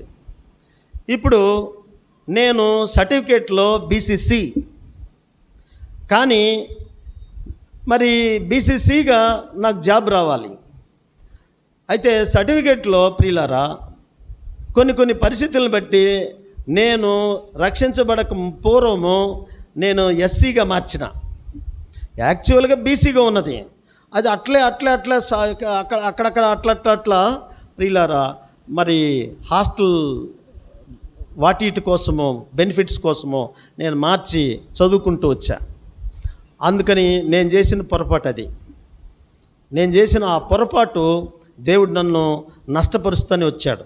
ఎందుకంటే నీవు అబద్ధమాడావు, బీసీసీ ఉన్నది. ఇప్పుడు నా పిల్లలందరికీ నేను ఓసీ అని పెట్టా, ఎందుకంటే ఇండియన్ క్రిస్టియన్ ఓసీ. కాబట్టి నా పెద్ద కుమారుడికి, నా పిల్లలందరికీ, నాకు 2 కుమారులు 1 కుమార్తె, పిల్లలకి నేను ఓసీ అని పెట్టా. ఆమె సర్టిఫికేట్లో బీసీసీ అని ఉంది, నా సర్టిఫికేట్లో బీసీసీ అని ఉంది. కానీ హాస్టల్ బెనిఫిట్స్ కోసము ఎస్సీ అని రాశా. ఎందుకంటే స్కాలర్షిప్స్, ఎందుకంటే మా నాన్నగారు నాయన ఇంట్లో కష్టమైపోయింది, నేను ఎడ్యుకేషన్ విషయంలో నా చెల్లెళ్ళందరికీ నేను సాయం, మా అత్తగారులకి మాకు సంబంధించినట్టు వాళ్ళందరికీ మా నాన్నగారే రెస్పాన్సిబుల్ తీసుకొని మ్యారేజెస్ చేశారు. ఏం ఆస్తులు లేవు మాకు. అయితే మా తాతగారి ఊరిలో మార్కండపురంలో పొలాలు ఉన్నాయి. అయితే మా నాన్నగారు ఏం చేశారంటే వాళ్ళు చదువు లేదు కాబట్టి వాళ్ళకి ఇచ్చేద్దాంలే అని చెప్పేసి దరిదాపుగా 7 ఎకరాల పొలం, ఒరిజినల్ పొలం, నిమ్మ తోటలు వాళ్ళకి ఇచ్చేసాడు మా నాన్నగారు. అయితే ఆయన సొంత జీతం మీదనే బ్రతికినాడు. అయితే కడప అబ్రహాం జోసెఫ్ అంకుల్తో కలిసి మా నాన్నగారు సేవ చేశారు. Kadapa Abraham Joseph uncle Kadapa నుండి పిలిపించి ఆయన వచ్చినప్పుడు పోయినప్పుడల్లా సపరిచర్యలు చేసి అట్లా. కనుక అబ్రహాం జోసెఫ్ అంకులు మన ఇంటిలో ఎన్నోసార్లు భోజనం కూడా చేశాడు ప్రియులారా. ఆ రీతిగా దేవుని సేవ జరుగుతూ ఉంటుండగా నాకు పెద్ద పరీక్ష వచ్చింది. 1994లో ఇల్లు లేదు, మా తమ్ముడికి వివాహం చేయాలి, మా చెల్లెళ్ళకి వివాహం చేయాలి, నా భార్యకి పర్మనెంట్ జాబ్ లేదు. 1994లో పెద్ద పరీక్ష వచ్చింది. 20 పోస్టులు ఇచ్చింది గవర్నమెంట్ జవహర్ భారతి డిగ్రీ కాలేజీకి. ఆ 20 పోస్టుల్లో వసంతరావు, మరి నీవు మరి నాలెడ్జ్ ఉంది కాబట్టి నేను నిన్ను రిక్రూట్ చేసుకుంటా, నువ్వు హిందూ అని రాయాలి అని అన్నాడు. ఎంత పరీక్ష, నేను రక్షించబడ్డాను కదా. బాప్తీసం తీసుకున్న 1991లో జూన్ 10న నేను బాప్తీసం తీసుకున్నది. అయితే ఇప్పుడు ఏం చేయాలి? హిందూ అని రాయాలి. నేను రాయను సార్ అన్నాను. You are a mad Christian అని అన్నాడు. For the sake of Lord Jesus Christ I want to become a mad Christian అని అన్నా. కావల్లో ఎవరు చెప్పలేదు కదా ఇట్లా అని అన్నాడు. నేను ఈజీగా నిన్ను ఏ లంచం లేకుండా నేను రిక్రూట్ చేసుకుంటాను, ఇంగ్లీష్లో పోస్ట్ ఉంది, ఒప్పుకోవయ్యా అని అన్నాడు. మీ ఫాదర్ రిటైర్ అయిపోయిన, మా నాన్నగారు అప్పటికి రిటైర్ అయినారు. మీ అమ్మగారికి జాబ్ లేదు, చెల్లెళ్ళకి వివాహం చేయాలి, మీ అన్నగారికి మీ తమ్ముడికి వివాహం చేయాలి. మరి ఇంత కష్టాలలో నువ్వు పోస్ట్ ఒప్పుకోకపోతే ఎట్లా? నెలకు మరి 1,00,000 చిల్లర వస్తాయి డబ్బులు అని అన్నాడు. 1,00,000 కాదు సార్, 2 లక్షలు 3 లక్షలు వచ్చినా నాకు వద్దు సార్ అన్న. అప్పుడు ప్రియులారా, I believe lord Jesus Christ, నీకు వద్దన్నట్లుగా నువ్వు లెటర్ రాయమన్నాడు. Dear rector, respected rector, I believe lord Jesus Christ, so I come under BCC or OC, kindly treat me as BCC అని రాసిన తర్వాత చదువుకున్నాడు. ఆ లెటర్ నా ముఖం మీద ఇసిరేసాడు ప్రియులారా కాలేజ్ ఓనర్. నీ క్యాలిబర్ని బట్టి నేను పోస్ట్ ఇస్తానంటే వద్దన్నవేందయ్యా అని అన్నాడు. సార్, యేసుప్రభుని నమ్ముకున్నాను, నేను అబద్ధం చెప్పను సార్ అని అన్నాను. కానివయ్యా పెద్ద భక్తుడు కానీ అని అన్నాడు. నీకేదో పిచ్చి పట్టింది అని అన్నాడు. ఇల్లు లేదు, తినటానికి ఆహారం లేదు, మీకు భార్యకి జాబ్ లేదు, మీ నాన్నగారు రిటైర్ అయినారు, ఈ టైంలో నీవు మంచి గవర్నమెంట్ పోస్ట్ ఇస్తామంటే వద్దంటా ఉంటాయేవా అని అన్నారు. నాకు వద్దు సార్ అని అన్నా. గంజన్నమన్న తింటా, పచ్చడన్నంతో బ్రతుకుతా, నేను మాత్రం అబద్ధం చెప్పను సార్ అని అన్నా. ఇంక లేచిపోయా అని అన్నాడు. సరేనని ప్రియులారా, మరి వెంటనే లేచి వచ్చేసాను. నీ జన్మలో నీకు జాబ్ రాదు అని అన్నాడు. ఈరోజు వరకు నాకు జాబ్ లేదు ప్రియులారా, మీరు నమ్మని నమ్మకపోండి. Still today I have no job. కారణం ఏంటంటే ఆ ఓనర్ మనసులో పెట్టుకొని నన్ను పార్ట్ టైమర్గానే ఉంచాడు ప్రియులారా. నా క్లాస్మేట్ ప్రిన్సిపల్గా చేశాడు. నా క్లాస్మేట్ వాడి కింద నేను పార్ట్ టైమర్గా ఉన్నా టిల్ టుడే, ఈరోజు వరకు. నా జీతం ఎంతో తెలుసా? చెబితే మీరు ఆశ్చర్యపోతారు. 5,750 రూపాయలు నా జీతం. ఎంతో తెలుసండి? 5,700. ఏందన్నా మరి అక్కడే ఎందుకు చేస్తున్నావు అని అంటే, సేవకు ఉపయోగపడుతుందని. ప్రియులారా, ఎన్నో కాలేజీలు నన్ను ప్రిన్సిపల్గా పిలిచాయి, పోలే. ఇంజనీరింగ్ కాలేజీలు పిలిచాయి, పోలే. నారాయణ కాలేజీలు పిలిచారు, రత్నం కాలేజ్ పిలిచారు, ఎన్నో కాలేజీలు పిలిచారు. నా స్టూడెంట్స్ అందరూ ఆఫీసర్స్ అయినారు, డైరెక్టర్స్ అయినారు. లాస్ట్కి మా అక్క కుమారుడు ఇప్పుడు 5 రాష్ట్రాలకి పెద్ద ప్రియులార్ నారాయణ కాలేజెస్కి. అయినా మామయ్య నీకు కావాల్సిన నేను ప్రిన్సిపల్గా పెడతా రండి అని అన్నా. ఎన్ని ఆహ్వానాలు! నేను ప్రిన్సిపల్గా వస్తే దేవుని సేవ నాశనం అయిపోద్ది. అట్లా ప్రియులారా, కాలేజీకి వెళ్ళి రావడము, ట్యూషన్స్ 600 మంది ట్యూషన్స్ వచ్చేవాళ్ళు నా దగ్గరికి. కావల్లో టాప్ లెక్చరర్ అని పేరు తెచ్చుకున్నా. గ్రామర్ లెక్చరర్ అని వాళ్ళు నన్ను. ప్రియులారా, అట్లా మరి ట్యూషన్స్ మీద బ్రతికి, ట్యూషన్ మీద వచ్చినట్టు డబ్బు మందిరాలు కట్టాను ప్రియులారా. ఇప్పుడు ప్రభావతం ఉంది కదా వాళ్ళ మందిరము. ప్రియులారా, మీ దగ్గర ప్రభావతం ఉంది కదా, ఆ బిడ్డ చాలా చర్య తీసుకొని, అంకుల్ ఇక్కడ పేదోళ్ళు ఉన్నారు, ఎంతో ఆ బిడ్డ చాలా ప్రేమించేది. అక్కడ మరి మందిరం కట్టాం. దాదాపు 12 లక్షలు ఉంటుంది, అంత ఖర్చు పెట్టాం. అదంతా ట్యూషన్ డబ్బులే ప్రియులారా. ఇంట్లో నా భార్య ఛార్జీకి కూడా లేదంటుంటే నేను దేవుని సేవకు ఖర్చు పెట్టాను ప్రియులారా. అయ్యా ఛార్జీ ఇవ్వు అని అంటది. ఇదిగో రాను పోను ఛార్జీ అని ఇచ్చేవాడిని. మరి డబ్బులు ఎలా పోతున్నాయి అని అడిగేది. నేను ఆమెకు చెప్పేవాడిని కాదు, దేవుని మందిరాలకు పెట్టేవాడిని. ప్రియులారా, లక్షలు ఖర్చు పెట్టా దేవుని మందిరానికి. ఈరోజు నా జీతం ఎంతంటే 5,750 రూపాయలు. ఎందుకు చెప్తున్నానంటే నా దేవుని కోసం నేను సమర్పించుకున్నాను. ప్రియులారా, 1994లో నాకు జాబ్ వచ్చింది, కానీ దేవుడి కోసం నేను సమర్పించుకున్నాను. ప్రియులారా, ఎందుకంటే నా దేవుని నేను గనపరచాలి. అందరూ ఏమంటారనంటే వసంతరావు ఉన్న పర్మనెంట్ జాబ్లే. యాక్చువల్గా నేను ఇప్పుడు నా శాలరీ ఎంత ఉండాలి తెలుసండి? 2,85,000 ఉండాలి నా శాలరీ. యూజీసీ స్కిల్స్ మా కాలేజీ లెక్చరర్స్కి 2,85,000, ప్రిన్సిపల్కి 3,05,000 లేకపోతే 10 అట్లా వస్తుంది. వాళ్ళు ఒక్కొక్కసారి డబ్బులు తీసుకుంటా ఉంటే నా జీతము వాళ్ళకి పోల్చుకుంటే ప్రియులారు నక్కకు నాగలోకం అంటారు చూడండి, అలాంటి జీతం ప్రియులారు. అయినా దేవుడు నన్ను ఎక్కడ కూడా సిగ్గుపరచలేదు ప్రియులారు. అయితే నా పిల్లలు చాలా మంచి పిల్లలు. నా పెద్ద కుమారుడు ఇంగ్లీష్లో మెసేజ్ ఇస్తాడు, యూత్ అంతా వాడే నడిపిస్తాడు, తెలుగు టు ఇంగ్లీష్ ట్రాన్స్లేషన్ చేస్తాడు.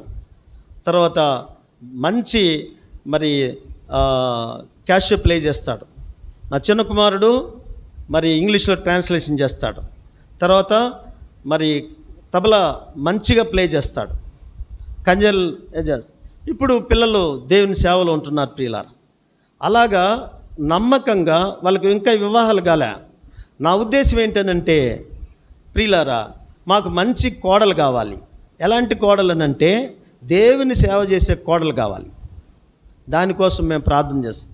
దేవుని సేవ చేసే నాకు ఒక కూతురు, దేవుని సేవ చేసే అల్లుడు కావాలి. కాబట్టి ప్రియులారా, దీనికోసం మేము ప్రార్థన చేస్తున్నాం. అయితే నా భార్యకి మాత్రము దేవుడు పర్మనెంట్ జాబ్ ఇచ్చాడు. ఎలా ఇచ్చాడు తెలుసండి?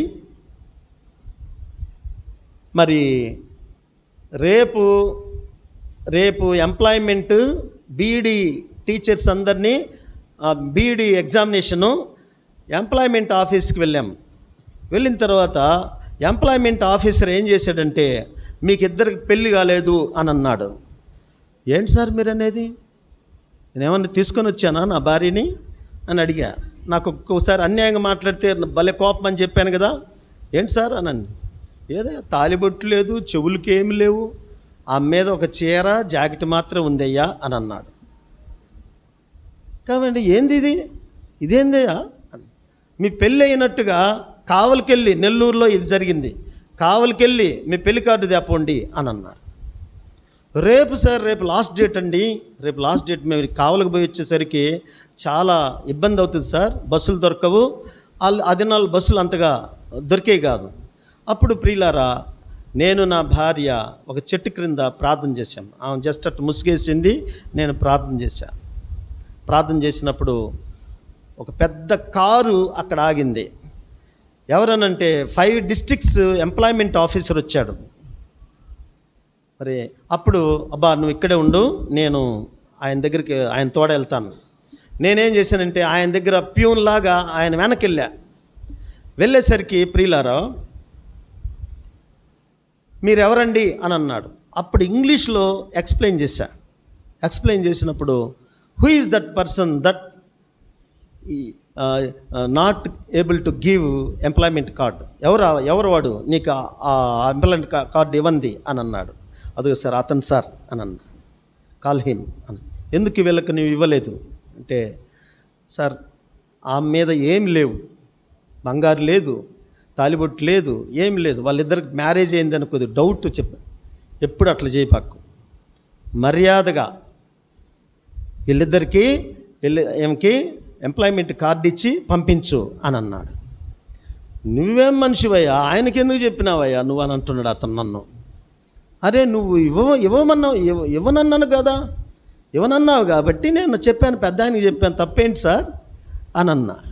ప్రియులారా, అప్పుడు నా భార్య తోడ తిరిగి ఎంప్లాయ్మెంట్ కార్డు ఇచ్చాడు.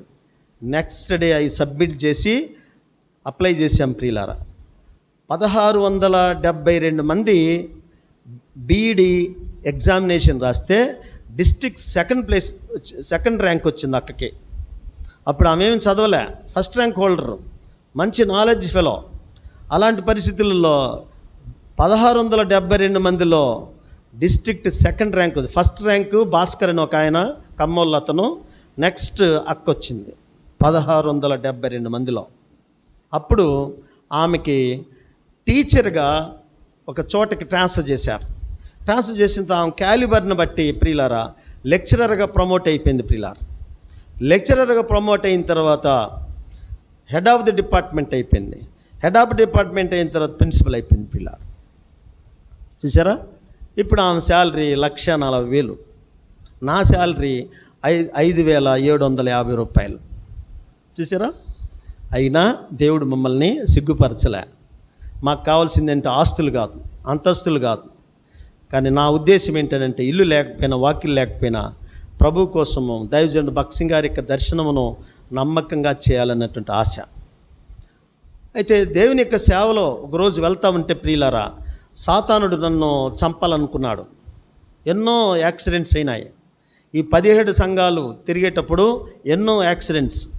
ప్రభావతం వాళ్ళ ఊరికి స్తుతికుడికి వెళ్తున్నాను ప్రియులారా, సాయంత్రము 7 గంటల్లో. ఆ టైంలో లైట్గా వర్షం వస్తూ ఉంది. ఇంతలో 2 వ్యక్తులు డ్రంకర్డ్స్ నైట్ టైము మరి 70 స్పీడ్లో కొట్టేశారు ప్రియులారా నన్ను. నేనేమో ఇట్లా లైన్కి వెళ్తున్నా, వాళ్ళు ఇట్లా వస్తున్నారు. వచ్చే వాళ్ళు ఏం చేశారు, వాళ్ళ వైపు గుంట వచ్చింది, ఒక చిన్న గుంట. ఇట్లా వస్తున్నారు, గుంట వచ్చింది. ఆ గుంట తప్పించడానికి సప్పుని ఇటు తిప్పారు. నేను ఇట్లా వస్తున్నాను కదా, ఇట్లా వస్తున్న వాళ్ళు ఈ దారిని ఇట్లా రావాలి, కానీ ఇక్కడ గుంట ఉందని సప్పున అటు తిప్పేసరికి యాక్సిడెంట్ అయింది. ఇక కొట్టేసి ప్రియులారా నేను ఒక పెద్ద చిల్ల చెట్టులో పడిపోయినాను. బండి వచ్చి నా మీద ఉంది. వాళ్ళేమో వెళ్ళిపోయినారు, పిల్లలు చనిపోయినారు లేని వెళ్ళిపోయినారు. నైట్ టైం, లైట్లు లేవు, బండి లైట్లు లేవు. ఇలాంటి పరిస్థితుల్లో వర్షం వస్తూ ఉంది. కోమాలోకి వెళ్ళిపోయినా. అప్పటికి ఇక్కడ వేలు 5 కుట్లు వేశారు. ఈ వేలు పూర్తిగా పగిలిపోయింది. కంటి ఇక్కడి నుండి ఇక్కడి వరకు మొత్తము ఒక రాయి గుచ్చుకొని ప్రియులరా 5 కుట్లు పడ్డాయి లెఫ్ట్లో. నన్ను చూస్తే యాక్సిడెంట్ అయినటువంటి క్యాండిడేట్ అనుకోరు. తర్వాత 3 రిబ్స్, 3 ఎముకలు ఇరిగిపోయినాయి. కాలర్ బోన్ ఇరిగిపోయింది. తర్వాత మరి ఈ పక్క కాలర్ బోను కొద్దిగా సైడ్కి పోయింది. మోకాలు చిప్పలన్నీ పగిలిపోయినాయి. ఇలాంటి పరిస్థితులు, రక్తమంతా పోతున్నది ప్రియులారా. నా జేబులో అప్పుడు సెల్ ఫోన్ ఉన్నది. ఏ స్తుతికుడికి అయితే వెళ్తున్నానో, ప్రభావతం వాళ్ళ బంధువు ఆమె, అప్పుడు ఫోన్ చేసింది. ఫోన్ చేస్తే నేను తీసుకోలేను కదా. అయితే ప్రియులారా ఇంకా అందరూ వర్షం వస్తుంది కాబట్టి రోడ్లో ఎవరు లేరు. ఇలాంటి పరిస్థితుల్లో ఒక డాక్టర్ ఏం చేశాడంటే, గట్టుపల్లి అని ఒక ప్రాంతం ఉంది, అంటే చింతలపాలెం రూట్ అది. అక్కడికి ఎవరో బంధువులు చూడటానికి వెళ్తున్నాడు ఆటోలో వెళ్తూ ఉంటే ఆటో లైటింగ్కి నా హెల్మెట్ దరిదాపుగా ఆ చివర ఉన్నది. నా హెల్మెట్ ఎక్కడో దరిదాపుగా రోడ్లోనే ఉన్నది. నేను మాత్రం చిల్ల చెట్లలో టక్ చేసి పడిపోయినాను ప్రియులారా. అప్పుడు అరే ఆగరా, ఆటో వాడా ఆగు అని అన్నాడు.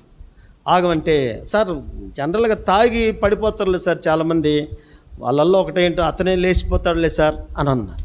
లేదురా, ఎవరో పెద్ద వ్యక్తిలాగుంది అని చెప్పి ఆ బైబిల్ బ్యాగ్ ఉన్నది. ఆ తర్వాత ఆటో ఇట్లా తిప్పరా అని చెప్పి లైట్ వేశారు. లైట్ వేసేసరికి కోమా స్టేజ్లో ఉన్నాను ప్రియులారా.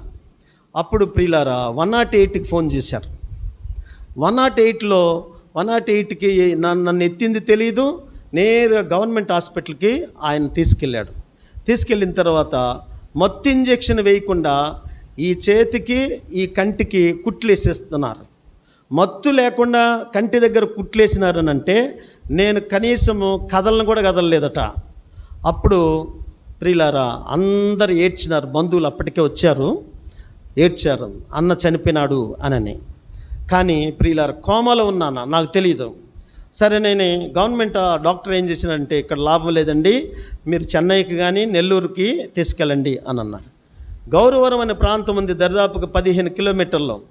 నెల్లూరుకి కావలికి 55 కిలోమీటర్లు. ఒక 15-20 కిలోమీటర్లు వెళ్ళేసరికి నన్ను ఒక అంబులెన్స్లో తీసుకుపోతా ఉంటే మధ్యలో అంబులెన్స్ చెడిపోయింది ప్రియులారా. అంబులెన్స్ చెడిపోతుంటే ఆ వర్షంలో మరి మా తమ్ముడు ఏం చేశాడంటే, ఇప్పుడు నేను చెప్పాను కదా ఇంజనీరింగ్ కాలేజ్ లెక్చరర్ అని, మా తమ్ముడు ఏం చేశాడంటే ఇంకొక అంబులెన్స్కి ఫోన్ చేశాడు. కావలి నుండి అంబులెన్స్ వచ్చేంత వరకు అక్కడే రోడ్లోనే నా యొక్క బాడీ అంతా ఉన్నది ప్రియులారా. అతను దించేసి వెళ్ళిపోయినాడు. అయితే మరలా ఆ బాడీని తెచ్చి మరలా కొత్త దాంట్లో వేశారు. వేసిన తర్వాత నేరుగా నారాయణ హాస్పిటల్కి తీసుకెళ్తే ఇప్పుడు ఆ డాక్టర్స్ అందరూ వెళ్ళిపోయినారండి, మీరు పలానా చోటుకి వెళ్ళి మొత్తం బాడీ మొత్తం మరి ఎంఆర్ఐ స్కాన్ తీసుకొని రావాలి అని అన్నారు. సరే పోయాము. అక్కడ డాక్టర్ లేడు. ఇలాంటి పరిస్థితులు రక్తమంతా పోతా ఉంది బాడీలో నుండి. లాస్ట్కి ఇతను ఇక్కడ లాభం లేదండి, మీరు చెన్నై తీసుకెళ్ళండి అని అన్నాడు. చెన్నై తీసుకోమంటే చెన్నై విజయ హాస్పిటల్లో మరి అక్కడ డాక్టర్ చూసి మరి బ్రతకడు అతను, కానీ మా ప్రయత్నాలు మేము చేస్తాము అని అన్నారు. అప్పుడు నేను ప్రార్థనలో తీర్మానం తీసుకుని, ప్రభువా నేను బ్రతికితే నీ సేవ చేస్తా, నమ్మకంగా చేస్తా, యథార్థంగా చేస్తా, భక్సింగ్ గారి యొక్క దర్శనంలో చేస్తా, నా ప్రాణం పోయేంత వరకు అబద్ధమాడను, నా ప్రాణం పోయేంత వరకు దర్శనం నుండి పక్కకి వెళ్ళను, నీ వాక్యానికి వ్యతిరేకంగా నేను ఏం చేయను అని తీర్మానం తీసుకొని, నీ చిత్తమైతే నన్ను బ్రతికించు, లేకపోతే నన్ను నీ రాజ్యంలో చేర్చుకో అని ప్రార్థన చేశాను. దరిదాపుగా 1.5 నెల నేను చెన్నై విజయ హాస్పిటల్ ఉన్నాను ప్రియులారా. డాక్టర్సే అంతా బాగు చేసిన తర్వాత ఇతను ఎట్లా బ్రతికినాడో మా వైద్య పరిభాషలో చెప్పాలంటే మాకే అర్థం కావటం లేదండి అని అన్నారు. అలాంటి యాక్సిడెంట్ అది. ఇప్పటికీ ప్రియులారా ఆ సిచ్యువేషన్ అనుకుంటే, వెల్లూరు పోయేటప్పుడల్లా నేను పడినటువంటి ఆ స్థలం అనుకుంటే నాకే చింత వస్తుంది ప్రియులారా. కనుక అలాంటి దినాలు అవి. అయితే దేవుడు నాకు సహాయం చేస్తూ వచ్చాడు. దేవుడు నాకు ఎంతో గొప్ప దేవుడు కాబట్టి నాకు సహాయం చేస్తూ వచ్చాడు. కనుక ప్రేమ కలిగిన దేవుడు ప్రియులారా, మరి ఇలాగా నేను దేవుని కోసము సేవ చేస్తూ ఉన్నాను. అయితే దేవుడు నన్ను అనేక చోట్ల వాడుకుంటాను ఉన్నాడు. హెబ్రోన్లో వాడుకుంటున్నాడు ప్రియులారా. హెబ్రోన్లో మరి సండే మెసేజ్లు కూడా ఇస్తున్నాను. అనేక చోట్ల మరి మెసేజ్లు ఇస్తున్నాను ప్రియులారా. అనేక చోట్ల స్పెషల్ మీటింగ్స్కి వెళ్తూ ఉన్నా. నా యొక్క ఉద్దేశం ఏంటంటే, భక్సింగ్ గారికి ఇచ్చిన దర్శనము ఉన్నది ఉన్నట్టుగా పాటించాలి. ఈ విషయంలో నేను ఎక్కడ రాజీ పడను ప్రియులారా. నా పిల్లలకు కూడా అదే చెప్తా, నా భార్యకు కూడా అదే చెప్తా. I never compromise other than the vision of brother భక్సింగ్. Brother భక్సింగ్ గారి యొక్క దర్శనానికి ఎక్కడ కూడా కొద్ది కూడా పక్కకు పోను ప్రియులారా. ఆ రీతిగా దేవుని యొక్క సేవ చేయాలని నా యొక్క కోరిక. అయితే ఇక నాకు ఇప్పుడు 61.5 సంవత్సరం. అయితే ఇంకా 6-7 నెలలు ఉంది ప్రియులారా. అయితే నేను వెళ్ళాలనుకోలేదు కాలేజీకి. ఆ 5,000 కోసం ఎందుకులే అనుకొని నా భార్య కూడా, ఎందుకయ్యా కాలేజీకి వెళ్తే వద్దు అని 5 సంవత్సరాల నుండి అంటుంది ఆమె.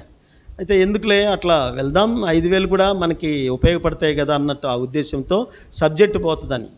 ఇప్పుడు నాకు సర్టిఫికేట్స్ ప్రియులారా మొత్తం ఎంఫిల్ సర్టిఫికేట్స్ కానీ డిగ్రీ సర్టిఫికేట్స్ కానీ, ఇక నా లాస్ట్కి నాకు జాబ్ వచ్చేటట్టు లేదు. అందుకని తగలబెట్టాలని అనుకుంటున్నాను ప్రియులారా. 10th class, intermediate, degree, MA, MPhil మొత్తం పట్టాలు మొత్తము, కాన్వకేషన్ పట్టాలు మొత్తము తగలబెట్టాలనుకుంటున్నా. అందుకని దేవుడు నాకు జాబ్ ఇవ్వలేదు. ఎందుకు ఇవ్వలేదు ప్రభు? నీకు జాబ్ ఇచ్చాను, కానీ నువ్వు నా కోసం సమర్పించుకున్నావు కాబట్టి నేను నీకు సహాయం చేస్తా అని అన్నాడు ప్రభు. ఇంకా వేరే ఆలోచనలే. నా యొక్క ఉద్దేశం ఏంటంటే, నేను బైబిల్ చదువుతున్నప్పుడు ఎందుకు జాబ్కు సమర్పించుకున్నానంటే, మోషే ఐగుప్తు యొక్క ధనాన్ని మరి విసర్జించాడు కదా. ఫరో యొక్క కుమార్తె యొక్క కుమారుని అనిపించుకోవటానికి ఆయన ఇష్టపడలేదు కదా. దేవుని ప్రజలతో శ్రమలు అనుభవించడం మేలన్నాడు కదా, బహుమానం వైపు చూశాడు కదా అని ఈ ఆలోచనలతో నేను దేవుడి కోసము సమర్పించుకున్నాను ప్రియులారా. అందుకని ఈరోజు వరకు దేవుడు నాకు ఏది కూడా కొరవ చేయలేదండి. ఇన్ని కష్టాలలో ఎప్పుడు సంతోషంగా ఉంటా. నా పేరు వసంతరావు అని ఎందుకు పెట్టారో మా అమ్మ మా నాన్న అంటే మా నాయనమ్మ పేరు సంతోషమ్మ. అందుకని ఆమె చనిపోయేటప్పుడు నీకు తొలిగా పుట్టిన 2 పిల్లలకి నా పేరు పెట్టాలిరా అని అన్నదట. అందుకని మా నాన్న ఏం చేశాడంటే, మా డాడీ ఏం చేశాడంటే, మా అక్కకేమో సంతోషమ్మని పెట్టారు, నాకు కూడా సంతోషమ్మని ఎటు పెడతాడు, అందుకని సంత అని కలిపినాడు. సంత అంటే సంతోషం అని పెట్టమన్నది కదా. అందుకని మా నాన్నమ్మ చెప్పినటువంటి ఆ మాటకి వసంతరావు అని పెట్టాడు మా డాడీ. కాబట్టి ప్రియులారా, అద్భుతంగా మా నాన్నగారు సేవ చేశారు. మా అమ్మ ఇప్పుడు వయసు 84 సంవత్సరాలు. ప్రియులారా, మరి దేవుని మందిరానికి వస్తూ ఉంది, ఎంతో జాగ్రత్తగా వస్తూ ఉంది మందిరానికి. చిన్నగా అట్లా నడుచుకుంటూ వాకర్తో వస్తుంది ప్రియులారా. అయితే మాకు దేవుడు ఎక్కడ కూడా కొదువు చేయలేదు. నా ఆశ ఏంటంటే, నమ్మకమైనటువంటి కోడళ్ళు కావాలి, నమ్మకమైనటువంటి అల్లుడు కావాలి నా పిల్లలకి. ఎందుకనంటే సేవ చేయాలి మేము. కనుక కట్న కానుకలు మాకొద్దు. అర్థమైందా? కట్న కానుకలు మేము తీసుకోము. We have already decided. నేను నా భార్య డిసైడ్ అయిపోయినాం ప్రియులారా, కట్నం వద్దు, కానుకలు వద్దు. ఆ అమ్మాయి యొక్క, మా కోడల యొక్క గుణమే మాకు కట్నం, మా అల్లుడి యొక్క గుణమే మాకు కట్నం. అట్లా ఎవరైనా ఇష్టపడితే మరి దానికోసము ప్రభువుని మేము అడుగుతున్నాం ప్రియులారా. కనుక దయచేసి మా కుటుంబం కోసము ప్రార్థన చేయండి. మరి దేవుని బిడ్డలారా, మరి నా సాక్ష్యము ఇది. అందుకని నా భార్య పేరు మెర్సీ, నా పెద్ద కుమారుడి పేరు డేవిడ్ స్కోఫీల్డ్, నా చిన్న కుమారుడి పేరు పాల్ నోబుల్, పాప పేరు బ్యోలా, నా కుమార్తె పేరు బ్యోలా. కాబట్టి దయచేసి భారంగా ప్రార్థన చేయండి మరి దేవుని బిడ్డలారా. కనుక సమయం అయిపోతూ ఉంది. 2 విషయాలు మాత్రమే మీకు నేను తెలియజేసి క్లోజ్ చేస్తాను ప్రియులారా. చూడండి, 2 విషయాలు మీకు నేను తెలియజేసి క్లోజ్ చేస్తాను.